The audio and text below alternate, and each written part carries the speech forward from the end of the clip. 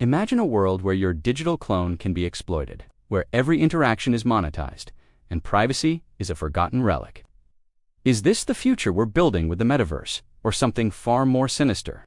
This is the chilling evolution of the metaverse, and trust me, it's not what you think. When the metaverse hype exploded, it came with grand promises, limitless digital worlds, borderless communities, and a new era of human connection. VR and AR were supposed to transform everyday life, from entertainment to education, commerce to companionship. The vision was powerful, a virtual layer over our reality, a place where geography no longer mattered and imagination was the only limit. Companies painted a picture of a decentralized utopia, a new internet owned by its users, a space for authentic self-expression. But behind the glossy trailers and cinematic announcements, the early metaverse was clunky. The hardware was expensive, cumbersome, and often isolating. The worlds promised to be bustling with life were mostly empty, like digital ghost towns. And the experience, for many, it was more nausea than nirvana. Billions were poured into creating virtual campuses, virtual malls, and digital spaces designed to replace real interaction, but very few people actually wanted to live inside them. The polished advertisements showed seamless, vibrant communities, but the reality was often a laggy, low-resolution lobby with a handful of avatars awkwardly standing around. The initial excitement began to wane.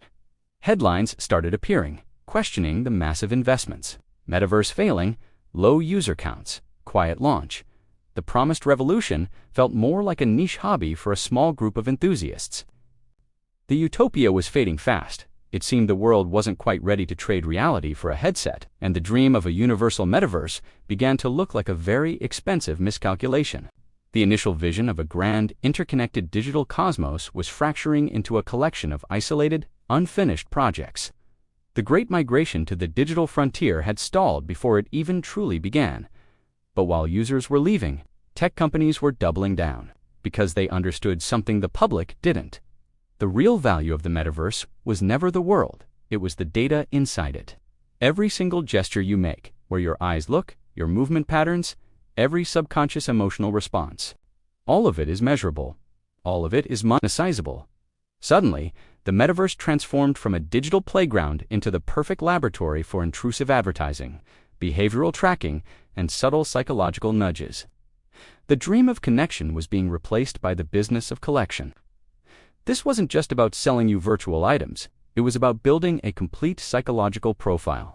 Your hesitation before a purchase, your excitement when seeing a certain brand, your vocal inflections when talking to an AI character, all of it became data points. These data points could then be used to serve you hyper-personalized ads, influence your decisions, and even predict your future behavior with frightening accuracy. Digital avatars even began mirroring real-world biases, a reflection of our societal flaws amplified by code. We saw virtual worlds where premium, expensive skins granted social status, creating a digital class system. Some platforms used addictive game loops, dopamine rewards, and social pressure mechanics designed to keep users locked in, scrolling, and spending. The goal wasn't to enrich your life, but to maximize your screen time. Case studies emerged, revealing the darker side of this immersion. Users were forming unhealthy parasocial bonds with AI non-player characters, finding more comfort in programmed responses than in human interaction. Teenagers were developing a dependency on their virtual personas, feeling that their real-world selves weren't good enough. People were starting to lose their sense of self in favor of their brand-new, curated digital identity. The digital dream was slowly becoming a psychological nightmare. Behind the digital curtains, a small circle of corporations steadily consolidated metaverse development. This wasn't a grassroots movement built by the people. It was a top-down construction project led by a handful of tech giants. These companies now control the platforms, the hardware, the rules, and the economy. Their decisions, made in private boardrooms, shape what billions of people may eventually experience as their digital reality. Yet their governance is anything but transparent. They are the unseen architects of our digital future, and their blueprints are designed for their benefit, not ours. Because to them, the metaverse is not a digital dream. It is an attention marketplace. It's a place where your engagement equals their profit, where the time you spend means more data they can collect, and where human connection itself is just another business model. a product to be packaged and sold. The narrative shifted from empowering users to capturing them. The metaverse is no longer being built to set you free. It's being engineered to lock you in. These centralized platforms create walled gardens, making it difficult for users to move their assets, their identity, or their social connections to other platforms. You don't own your digital life. You're just renting it from them. As the metaverse grows, the line between our real and virtual identity slowly disappears. Your avatar becomes an extension of you, or for some, it becomes the primary you. Your digital actions, every click and conversation, generate a behavioral fingerprint that is more detailed than anything that has existed before. Your social graph, the network of your friends and connections, becomes a commodity to be analyzed and exploited. In this environment, privacy collapses. Your every move is tracked, logged, and stored. Exposure becomes the default. Then comes the risk of metaddiction, a profound psychological dependency where the virtual world feels safer, easier, and more rewarding than the real one.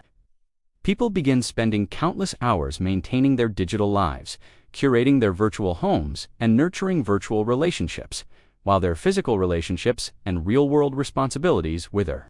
Some may even stop recognizing themselves without their avatar, feeling a deep disconnect from their physical body. And lurking beneath all of this is the most chilling possibility. What if the metaverse becomes the most powerful surveillance ecosystem in human history?